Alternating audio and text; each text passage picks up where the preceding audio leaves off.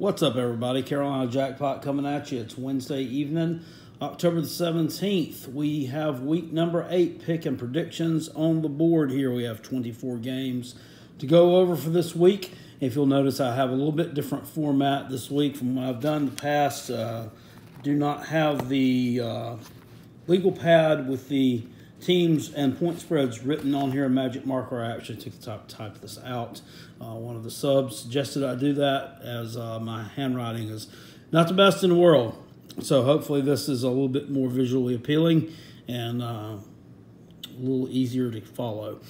So let's get right into these games this week. We got a full slate of stuff going on this week. Not a whole lot of huge matchups this week, but some interesting ones nonetheless. See if we can do a little bit better this week than last week. The spread was kind of rough. It was kind of a rough week. Some that were pretty close, but no cigar. So I'll be doing here, I'll pick these and just circle the winner.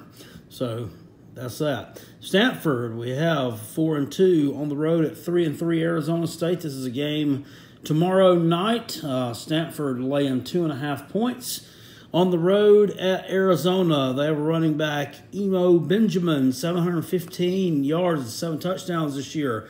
Conversely, across the other side of the field, Bryce Love for Stanford, 327 yards and 3 touchdowns this year.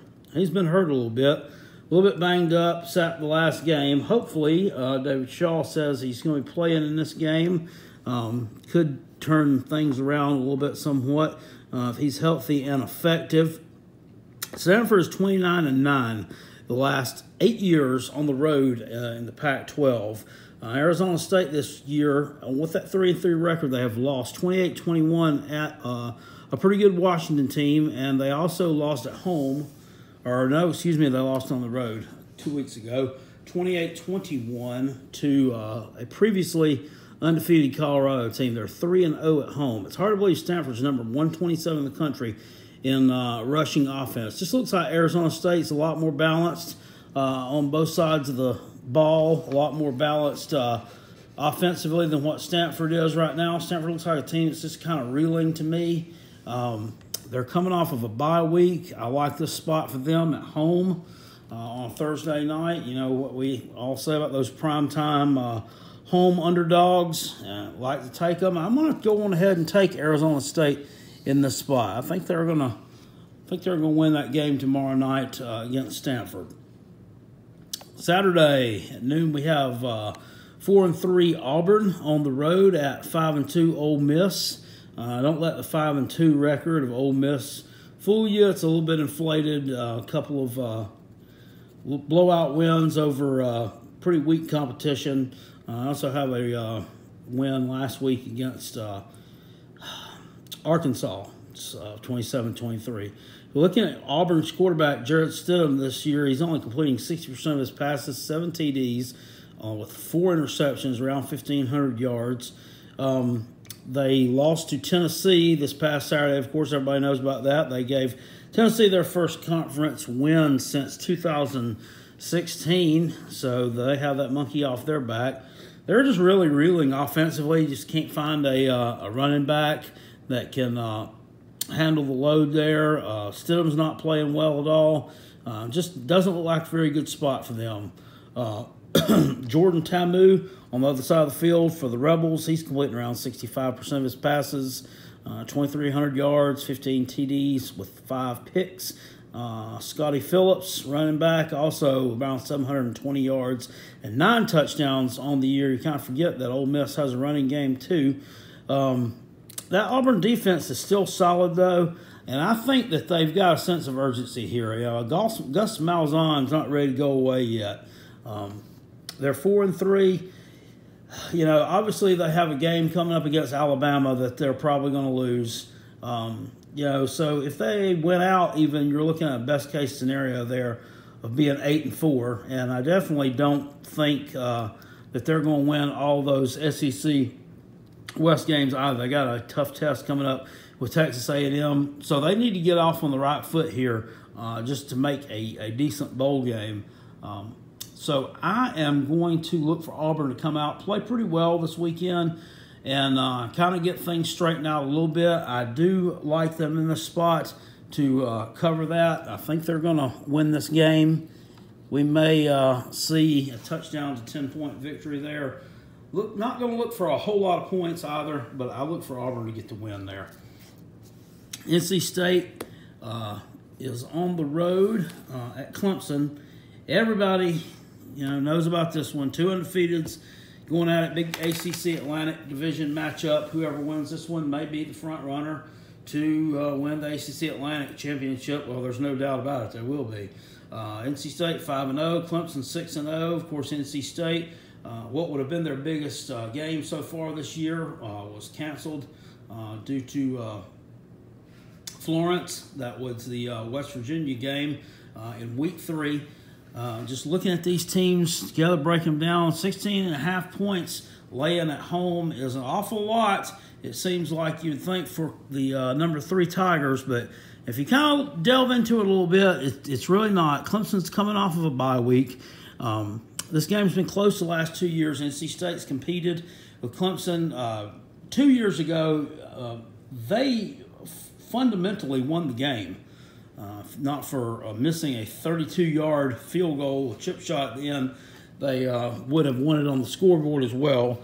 Of course, last year, kind of a back-and-forth game that Clemson sort of dominated in the second half, and I think the final score was 38-31. Ryan Finley is a future first-round draft pick, according to many sources. He's 1,621 yards so far this year for the Pac, 10 TDs, 3 interceptions. He's a good quarterback. He's the kind that can really take the top off of defense. He's hard to bring down. He's a little bit elusive, hard to sack. So it could pose a little bit of trouble for Clemson. Of course, this will be by far the best front four that he will face all year long.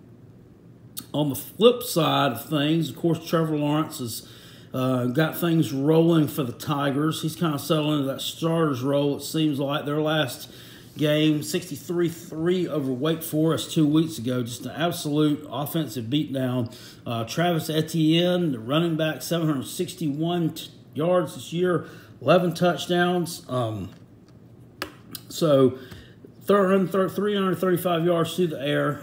So what NC State's averaging. Clemson only giving up about 152 yards through the air. Now, some of those stats, when I pull up these stats, so you just got to take them all into account.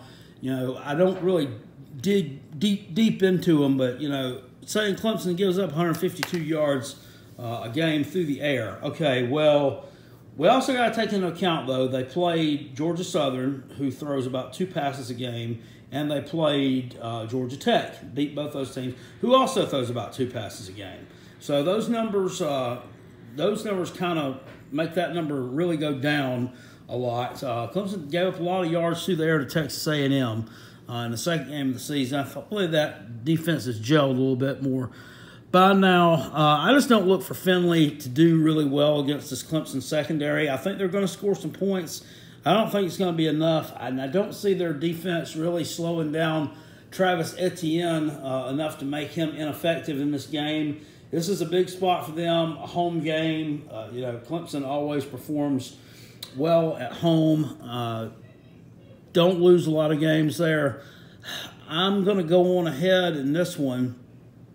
I'm going to take the Tigers to cover the spread in this game. I think they win this one somewhere in the 42-21, 45-24 range, something like that, and going ahead and cover the 16.5. Alabama on the road, laying 29 on the highway at Tennessee.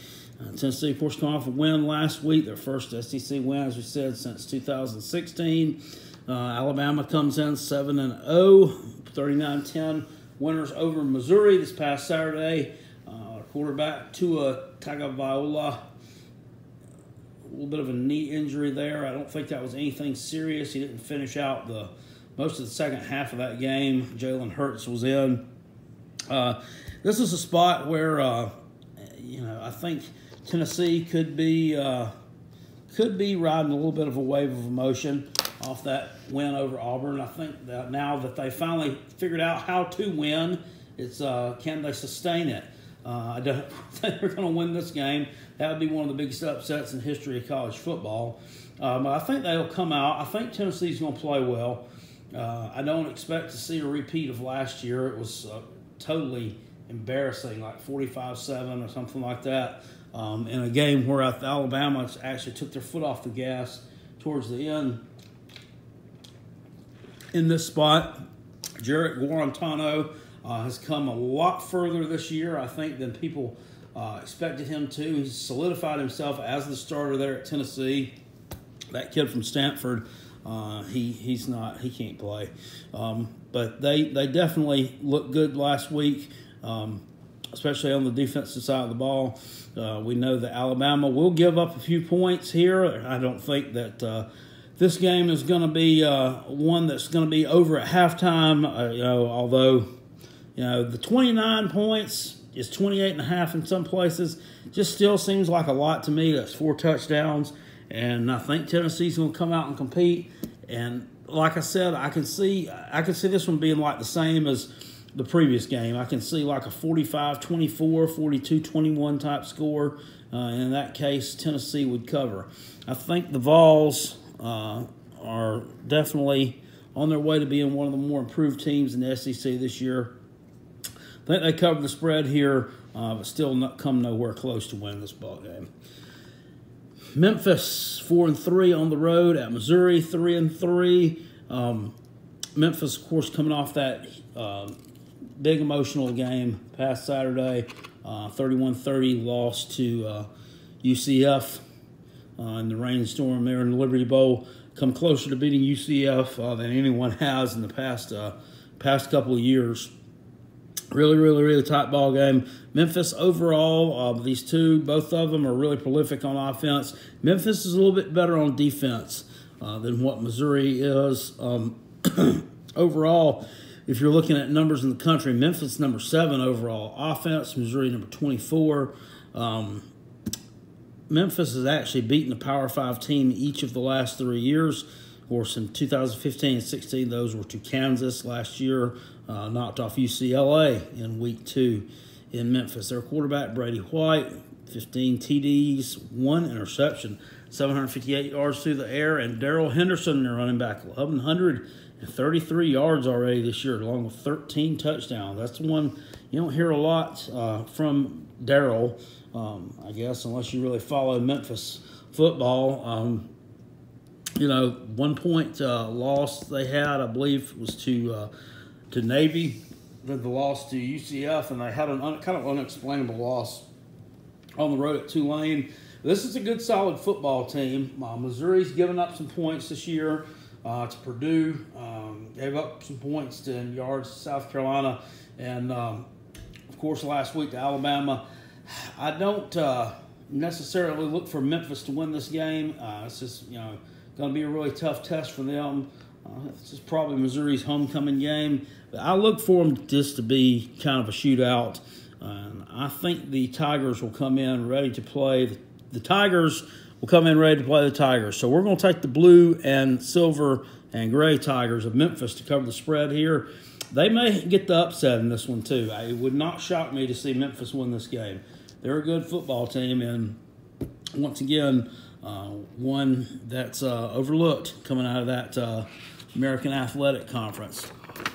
Vanderbilt is on the road. Kentucky laying 11.5 at home.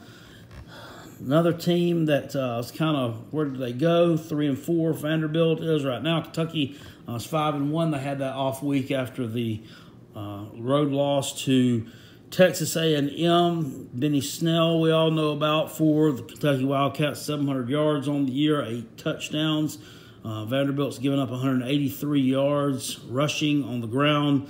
The last 3 weeks, I was listening to a stat today, they've given up just a ton of yards to South Carolina, to Georgia, and then to Florida. There are 3 SEC games, all of which were losses. But they led that Florida game into the second half. And then just a lack of depth. They played hard at home, played inspired football. Their running back, Keyshawn Vaughn, went out And they lost all their explosiveness when Keyshawn left, but I think he's supposed to be back this week. But they're not. I mean, my thing is Kentucky's just so much more physical this year than what they've been in years past, just along the lines of scrimmage on both sides of the ball. And Vanderbilt has not been able to stop anybody in the SEC so far. And, you know, Kentucky is a bit one-dimensional. We've all heard that said before, but I look for Benny Snell and the running game to have a big night on Saturday night. And I also look for the quarterback, Terry Wilson, to have a good night as well.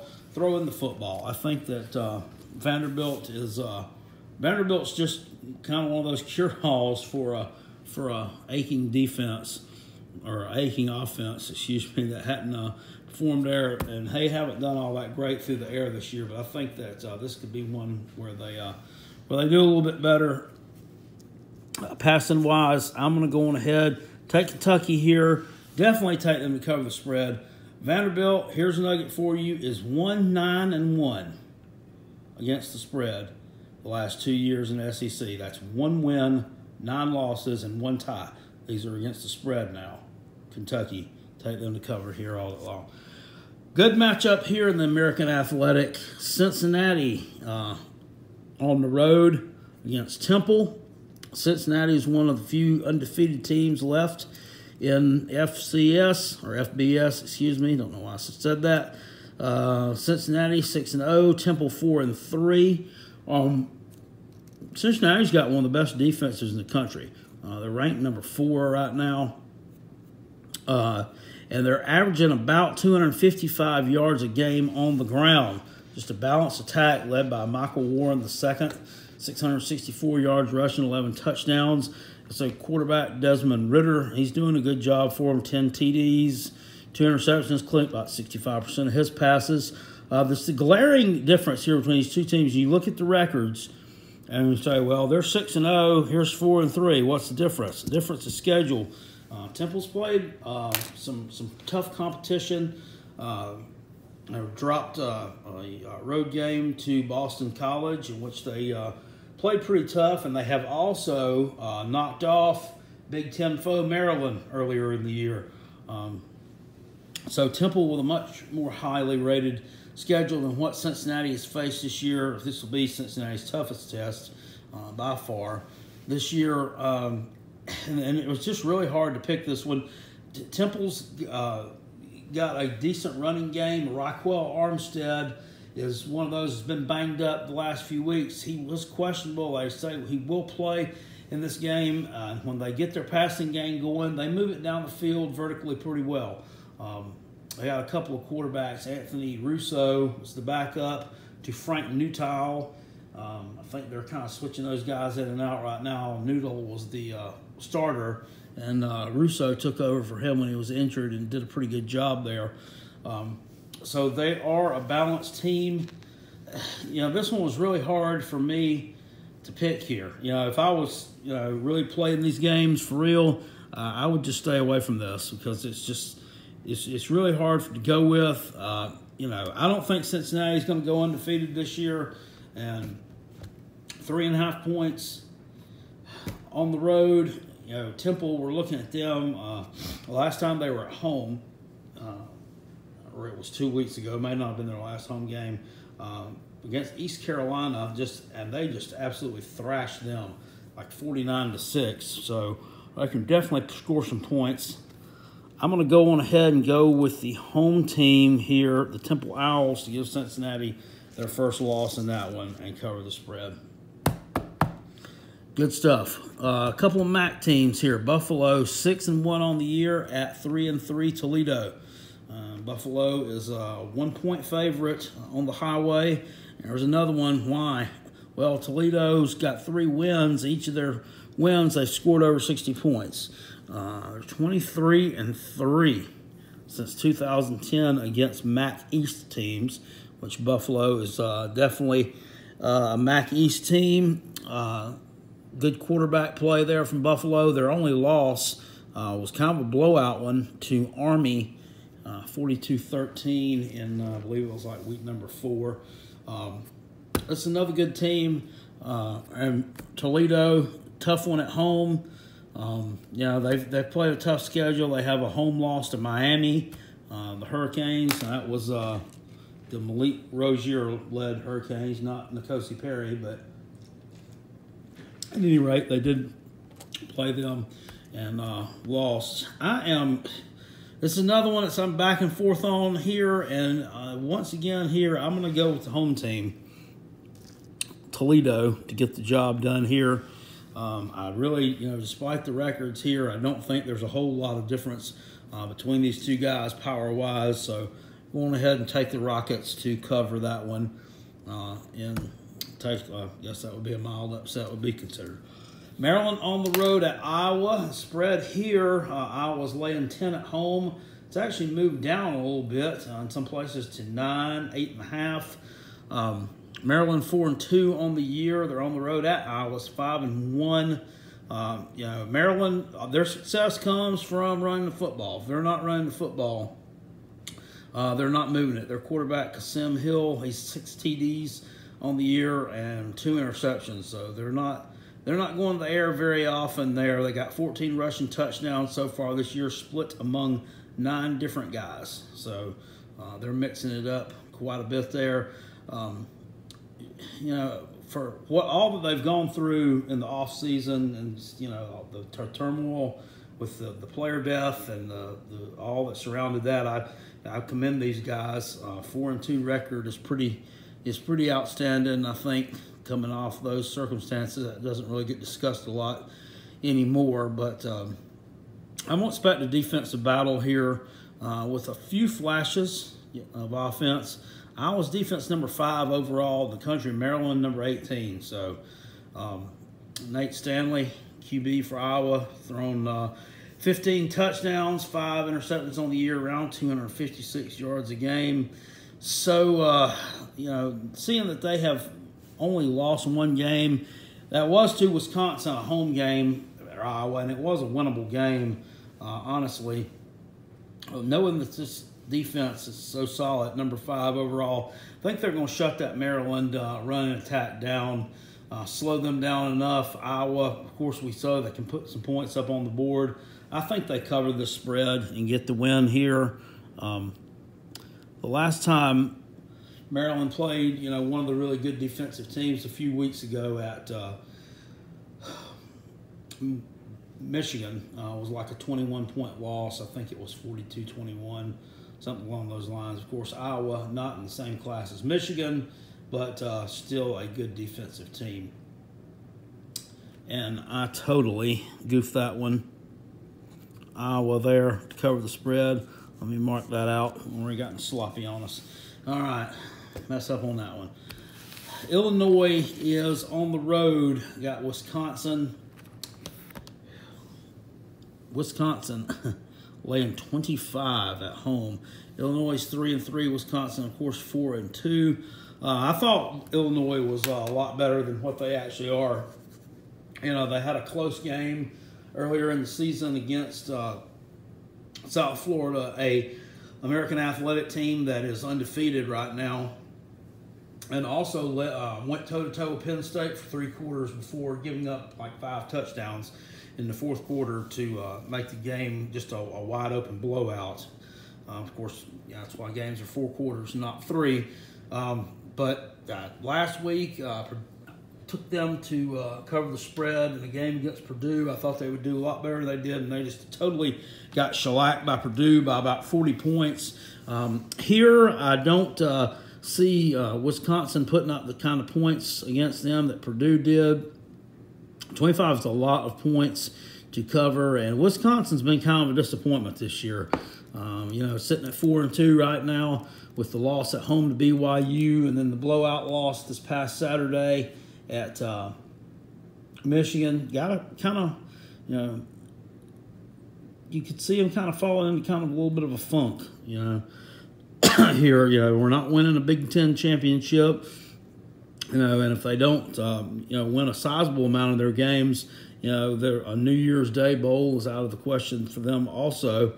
So I'm going to take the Illini again to cover the spread in this one. Hopefully I'm not let down by them this time. Last year they did cover against Wisconsin. They were a 26-point underdog at home, and they only lost 24-10. I'm going to pick them here in this spot to cover that 25 points. That's a lot of points for a team that's got to be a little bit down after a really disappointing performance in week number 7. Heading on down the line, another Big Ten battle here. Michigan on the road at Michigan State. Michigan State is a 7-point underdog at home to Michigan. A lot of people, moving on this Michigan State number. Just looking at the history of the past 8 out of the past 10 years, Michigan State's won this game. They've covered the spread the last 5 years. Got a big win last week on the road, upset win over Penn State, 21-17. Quarterback Brian Lewerke scoring there at the end. Touchdown pass. Of course, Michigan, we all know, 38-13 at home over Wisconsin. Big game there. Got one of their bigger games in the Big Ten out of the way with a victory last week. So they're riding a emotional high there. They finally found a quarterback. Shea Patterson's getting better and better every week. Not only throwing the football, he can run it as well. Doing a really good job there. He made some nice plays with his feet against Wisconsin. This is a tough spot to pick this one too. This is another game that I would just stay away from if I had my option to do so. Lewerke's kind of been inconsistent this year. 8 TDs, 7 interceptions. Either one of these teams could be up for a huge emotional letdown, and it's just kind of odd after 2 really big wins to go and play your big rival game here. Off the sheer power numbers, Michigan is probably a double-digit favorite over Michigan State. And I think this year that I am going to go on ahead and take the Michigan Wolverines here to cover that 7-point number. Just a much better team, just their performance so far. You got to look at the entire body of work for this season. Michigan State has, performed well at times, and then they performed, not so well at times. You got to look back at like week 2. They lost, on the road at Arizona State. They, barely won at home against Utah State in the opener. They've lost against Northwestern at home, but then beat Penn State on the road. So you just don't know what you're going to get with them.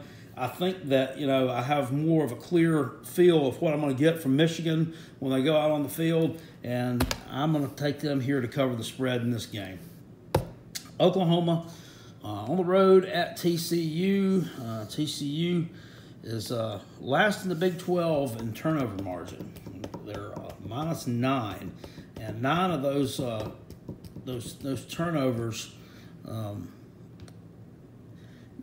talking about them costing you, most of those have been when they were leading or in their opponent's territory. Of course, now Oklahoma, the Lincoln Riley let go Mike Stoops, the defensive coordinator, after losing the Red River rivalry game to Texas a few weeks ago. Ruffin McNeil is the new defensive coordinator at Oklahoma. So, usually when you switch coaches like that in the middle of the year, it gives that team some kind of a little shot in the arm. TCU has not played well this year. And just in spots, just really, really sloppy. Some of the youth on offense has really shown through. The quarterback Sean Robinson made a lot of mistakes this year. If you watch that game, that Thursday night game against Texas Tech, just a comedy of errors there. They gave that game away, in my opinion. And Oklahoma's coming in, off the loss to Texas. They're going to be back out to prove themselves. Still with only 1 loss on the year, and fully capable of winning winning the Big 12 if they win out the rest of their games. Their quarterback, dual threat guy, Kyler Murray, 21 TDs, 3 interceptions on the year. He's about 71%, and 377 yards on the ground and 5 touchdown runs. TCU's number 15 overall defensively in the country, one of the best defensive teams year in, year out in the Big 12. At this point, Oklahoma, they're looking for a reason to stay alive in that college football playoff talk. One more loss there is, and there will definitely be no college football playoff for Oklahoma, not with the way some of these other elite teams are performing right now. However, if they do win out, they got some big games down the road. They got West Virginia coming up. I think that's the last game of the season. If they beat them, they could possibly end up facing them or Texas, perhaps, again, in the Big 12 championship game. So, a lot to play for if you're a Sooner, not as much to play for if you're TCU. So that's why I'm going to take Oklahoma here to get a big-time win. They get a shot in the arm from Ruffin McNeil taking over that defense, and I think they'll wear TCU down. Northwestern on the road at Rutgers. Northwestern's 3-3 on the year. Rutgers is they're 1-6. Excuse me. They do have a 24-17 loss a couple weeks ago to Indiana. It was their closest conference game so far. And these losses, they've lost 6 in a row after they opened up with a win. Scored no more than 17 points in any of them. There's not a lot of positives here that you can find here. Their quarterback, their starter on the year, he's thrown 3 TDs and 15 interceptions. Yeah, you heard me right. 3 TDs, 15 interceptions. That's 758 yards. 49% of his passes. Northwestern, though, when you look at them, the games that they've won, they haven't won, in blowout fashion. You think they could come in here and they should be able to jump on Rutgers early and just kind of coast in this game and let their defense do the rest. They have a bye week coming up next week. Rutgers last time out on the field lost to Maryland. It was 34-7, I believe. So a 27-point loss to the Terps. I think that Northwestern kind of had a huge game last week against Nebraska that they, had to come from behind to win that one. And I think that can kind of deflate a team just a little bit. They're looking forward to a bye week that's coming up next week. I don't expect them to really take Rutgers seriously. This is a road trip for them, pretty long one. Go on ahead and give me the Scarlet Knights here to cover the spread. I think it'll hover right around that 18 to 20 point margin, but just barely. I'm going to take Rutgers Scarlet Knights to cover this one. I probably shouldn't be doing that. Should know better. Northwestern will probably beat them by 40-plus points. But just looking at that, thinking that they may, just kind of take them lightly and just kind of stroll through this game. Maybe get a little backdoor cover there for the Scarlet Knights. UNC on the road at Syracuse. This is an interesting matchup. Syracuse, 9.5-point favorites at home. And this one's being bet down a little bit too. And if you look at North Carolina last week, that game against Virginia Tech, they moved the ball pretty well against Tech. And quite honestly, that was a winnable game for them. Virginia Tech with the score late in that ball game to win that one. But that was one that nobody saw coming. Everybody bet Virginia Tech to cover in that one that I know. And everybody ended up being wrong on that one, myself included. UNC surprised a lot of us there. But as it is, they are 1-4. Syracuse is 4-2. Syracuse coming off a bye week, which they lost 44-37 to Pittsburgh in overtime a couple weeks ago. that Syracuse team is just that they're better and more consistent offensively than what UNC's been this year. And I just trust them a little bit more.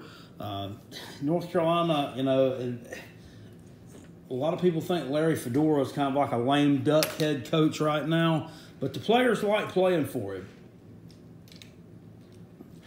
So there's a sticking point in their favor. They've had some flux at the quarterback position this year. Syracuse is much more consistent than them. They did have a big bump in the road there against Pitt, but Pitt kind of proved themselves last week on the road at Notre Dame. I mean, that was a really close game at Notre Dame. Was pretty fortunate to win that game. So Syracuse still tough. And playing in the Carrier Dome, which they haven't been in a month. They were 4-0 when they headed to Clemson, and they could have won that game. Syracuse could be 5-1. They could be 6-0 right now. Could very easily be 6-0 right now. But this is the first time in a month they're playing in the Carrier Dome. They seem to play a lot better there, and I trust them more than I do UNC right now. Not by a lot. But I'm going to go ahead and take the Orange, the home team here, to cover the spread in this one. UNC, 1 week they're losing to East Carolina. The next week, they're beating somebody. The next week they're getting blown out at Miami. The next week they're almost beating Virginia Tech. You just don't know what you're going to get with these guys right now. So that leads us to the next one. Virginia on the road at Duke. This was a tough one. These teams are pretty evenly matched. Duke seems to be a little bit better passing the ball, and Virginia a little bit better rushing the ball. Duke has looked really good, except for that home loss against Virginia Tech, which Virginia Tech came out, after that upset loss at Old Dominion, and really played well in that one. Else Duke could be undefeated as well. They've kind of split time at quarterbacks this year between Daniel Jones, 8 TDs and 2 interceptions, and Quentin Harris, 6 TDs and no interceptions. Jones was injured early in the season. Quentin Harris took over for him, but now Daniel is back up under center again. They've lost one of their better players at the defensive backfield.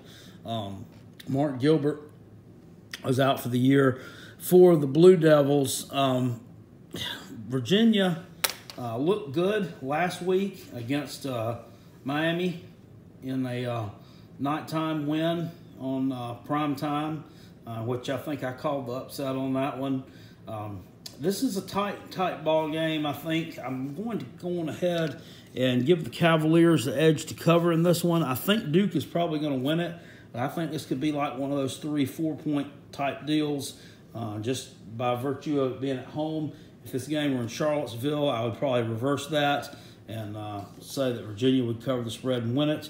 But as is, I am going to go on ahead and go with the Cavaliers covering the spread here, but I think Duke will probably win this game by a slim margin. 3-3 Minnesota on the road at 0-6 Nebraska. Nebraska is laying 3.5 at home. They got them favored. They are 0-6. And it just seems like every week we're going to find somebody that Nebraska is going to beat. They almost did it last week on the road at Northwestern. Can they do it this week against Minnesota? This is a battle of Nebraska with decent offense versus a decent defense from Minnesota. And then on the other flip side of it, Minnesota's offense is absolutely abysmal. And Nebraska's defense is the same way. Minnesota's offense is number 110 in the nation. Nebraska is 109 defensively. So it's just a huge contrast there with these two teams. No bowl for Nebraska this year. Obviously, they're 0-6 right now. They got some more losses coming their way. Minnesota, they looking down the stretch at them. They still got 3 more games coming that are, or at least 3 games that are winnable that they still have on their schedule. I believe they have Illinois, Purdue. They have Northwestern on there. All these are teams that Minnesota could beat. Even though, they have some struggles moving the football, looking at them last week, they did fairly well against Ohio State for about 3 quarters there. So I am going to go with the Golden Gophers here. I think they're going to cover the spread and most likely win this game. I just think they've got a little bit more to play for than what Nebraska does at this point right time. And would not shock me to see the Cornhuskers get their first win in this one either, though. Minnesota definitely not one of the cream of the crumb of the Big Ten, but definitely better at this point than what Nebraska is. Wake Forest on the road at Florida State. Both these teams are coming off bye weeks. FSU's laying 10.5 at home. Seems like these teams are kind of headed in different directions. Last week, Wake Forest came, or 2 weeks ago, Wake Forest against Clemson just gave up a ton of points, ton of rushing yards to Clemson. Yeah, I know that Clemson, I get it, they're a top 3 team, but this is one that Wake just did not perform well at all. Florida State, has kind of come out of their shell a little bit in the past few weeks. They performed a lot better. A couple weeks ago, Miami had to come from way behind to come back and beat them. I'm going to go on ahead and take Florida State here to cover this one at home. I think they are definitely a team that's quietly on the rise. Quietly on the rise. And we all knew that those players would eventually start picking up on Taggart's system and that they would eventually get it. And I think they're finally starting to click a little bit. Don't think this is their year, but on down the road, I think this could be back in contention there in the ACC Atlantic one day. They're still picking up elite athletes and recruits there at FSU. Penn State on the road, 14.5-point favorites against the Indiana Hoosiers. Of course, Penn State coming off a loss to Michigan State last week in Happy Valley. Indiana was at home last week as well. Really one-sided loss to Iowa. It was 42-16. Didn't play well at all. I think Miles Sanders and Penn State are going to cover the spread and win this game big against Indiana. They have, still, a lot to play for here. Some winnable games coming up. 4-2 right now. There's no college football playoff, of course. No Big Ten championship in their future. But you still got a matchup down the road with Michigan and several other big games.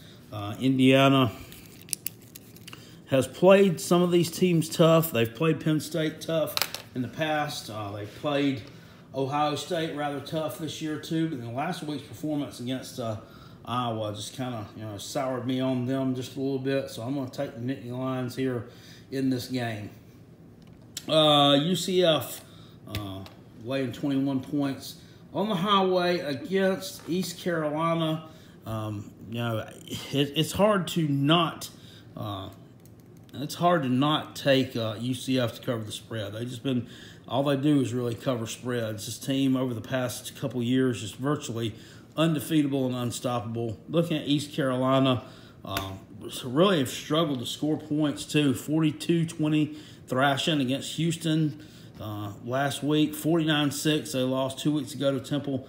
I thought they were improving somewhat. They played South Florida, kept that game relatively close through most of it. I think they lost that one by 21. They had a home win against North Carolina earlier in the year, but Coach Scotty Montgomery square sitting on the hot seat, and it's not going to get any cooler this week. UCF comes to town. East Carolina, there's no chance these guys are going to stop that UCF attack. Go on ahead and take them to cover this one. UCF wins this game by as much as they care to.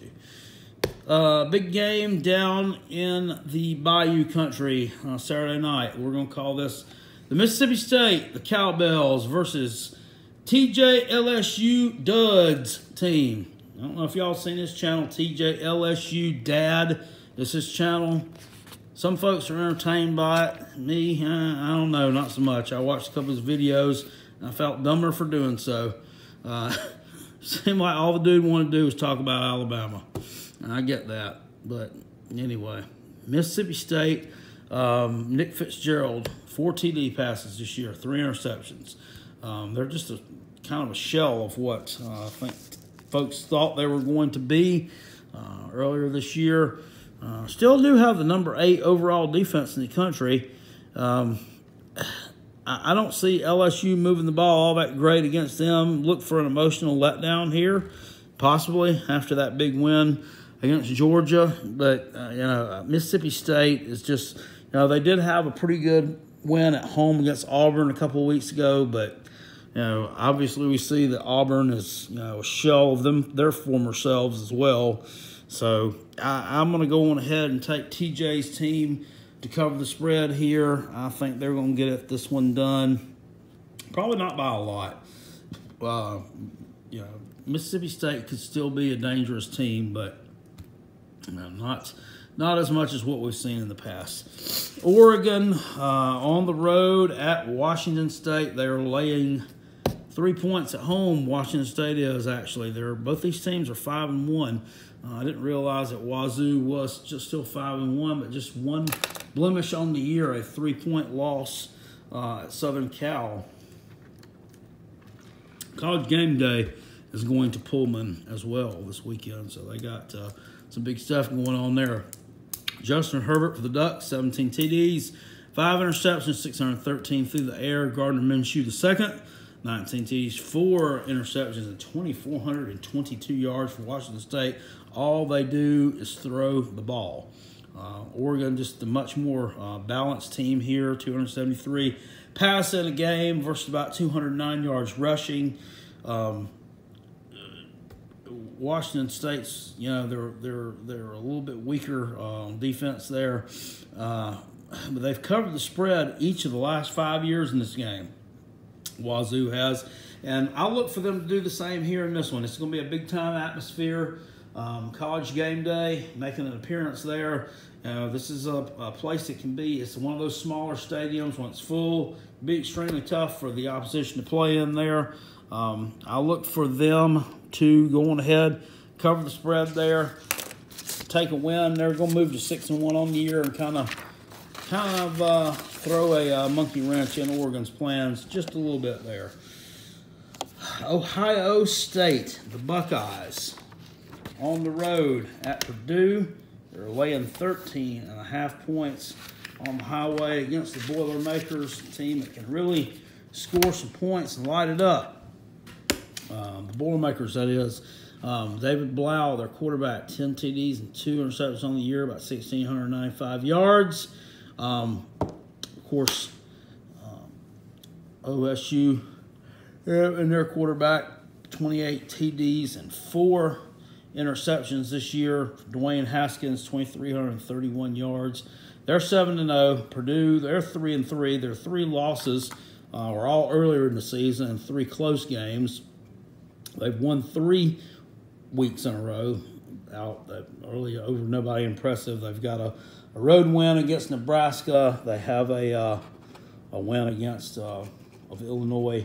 Of course, we talked about there, and then one more conference win escapes me. I can't really remember who it was at this point, but anyway, Purdue 3-3.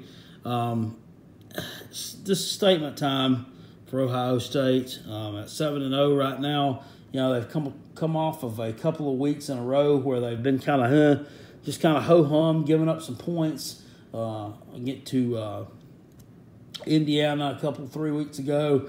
Last week, looked pretty flat against Minnesota, and not an impressive performance there, or inspired performance at rush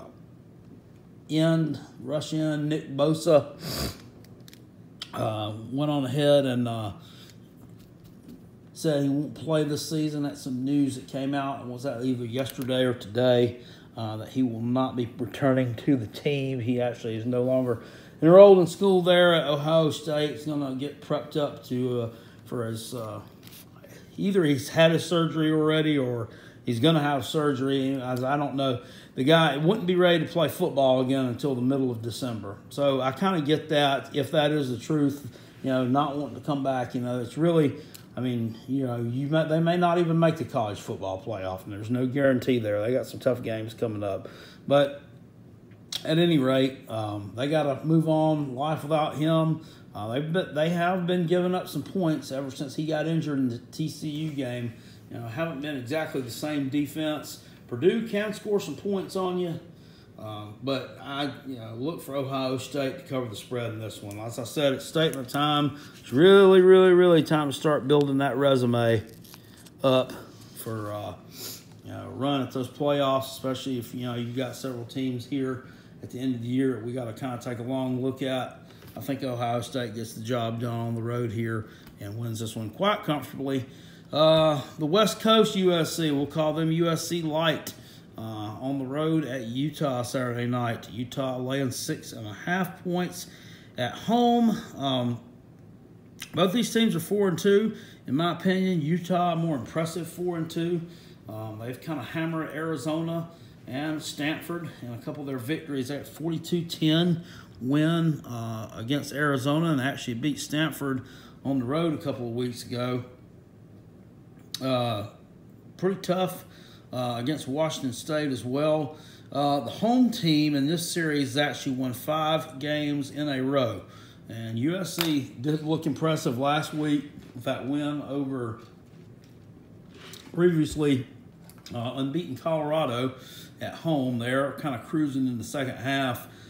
I'm going to go on ahead here, take Tyler Huntley, Zach Moss, and the gang to cover the spread in this one. I think Utah gets a big-time home win on Saturday night against USC and covers that 6.5 points there. Arizona, the Wildcats, a 3-4 team right now on the road at UCLA, who is 1-5 on the year. They got their first win last week in huge fashion, 37-7 on the road against Cal. I don't think anybody saw that coming. Not that it was improbable that they would beat Cal, but man, 30 points on the road. Good job there by Chip Kelly's gang. So they're 1-5 on the year, and here our favorite at home laying 7 points, riding off that momentum. 7 points though for a team that only won one game so far. Is that a little bit of an overreaction there, or is that due to there's going to be a Khalil Tate playing for Arizona? Without him, he kind of makes that offense go. Not really with the running game so much this year. Kevin Sumlin using him a little bit differently, but that's kind of an emotional buzzkill for Arizona. Last week he didn't play for them, and they got hammered. And I'm going to go on ahead and take UCLA to go 2-0 on the last 2 weeks and go 2-5 on the season here. I think they're going to cover the spread and get this win at home against the Arizona Wildcats, who will fall to a disappointing 3-5 on the season. I say disappointing because that was one of the teams a lot of people had picked to win the Pac-12 South, and that's definitely not happening. San Jose State, 0-6 on the road at San Diego State, a team that is that's 5-1 on the year, and if not for a kind of poor performance in the second half against Stanford, they could be 6-0. San Diego State, their quarterback and their number one running back, Juwan Washington, none of those guys are playing right now. The quarterback's been out for several weeks. Should be back pretty soon. Christian Chapman is his name. But they have another quarterback, the last name of Agnew, who has filled in for them pretty well in his absence. Juwan Washington was an explosive player. Doesn't look like they're scoring quite as many points here without him in there. San Jose State is a bad team, but they have been competitive in a couple of games. On the road at Hawaii, it was like a 4 overtime game, and they lost to Oregon by about 12 points earlier in the season. A couple weeks ago, though, they lose to Army 52-3. So, have they given up? I don't know. 28 points is a lot, but I just don't see an 0-6 team. I just don't see a lot coming from that. And given the fact that San Diego State's 5-1 right now, even with backup players, all these skill positions, I think one of their better defensive linemen is out too. I'm going to go on ahead and take them to cover the spread in this game. And I think San Jose is kind of falling apart. What y'all think? Nevada on the road at Hawaii. That's the last one of the evening. Hawaii, of course, a team is really bad on defense. They were kind of the darlings of college football there for a few weeks, weren't they? Went on the road to Army and lost that game and really hadn't been exactly the same since. Nevada played a close game against Boise State. Looking at the schedule, what they've done so far this year, but Boise State's just definitely not the team that any of us thought they were going to be there. 3-point underdog on the road. That's not a lot of points for Hawaii to cover, especially when you're welcoming in a team with a losing record that's 3-4. You're 6-2. They're flying. That's a good distance. They got to fly, all the way across California and then all the way across the Pacific Ocean, all the way to Hawaii. That would have to be, I don't know how long that flight is. I don't know, 10, 12 hours, something like that. It's a long way. I'm going to go ahead and take the Rainbow Warriors in this one for no other reason than it's a long trip, and I don't really know a whole lot about either one of these teams other than Hawaii can score a lot of points, and their quarterback kind of favors Trevor Lawrence. That's the only thing I know about them. All right, guys, so that's it. 24 games picked and in the books for this week. Feel free to check this video out after the weekend is over with and see how I did in these and others. If you like this video, please make sure you hit it with a thumbs up. If you're not subscribed, click the subscribe button there to get more good content from Carolina Jackpot. We do a lot of things on here. College football related, there's no telling what you may get from me. You'll get picks and predictions in some games. You may just get some crazy smack-talking videos as well. It's a lot of entertainment there. If you didn't like it, please feel free to leave a thumbs down. Leave your comments in the comment section. Share this to Facebook, Twitter, wherever, social media.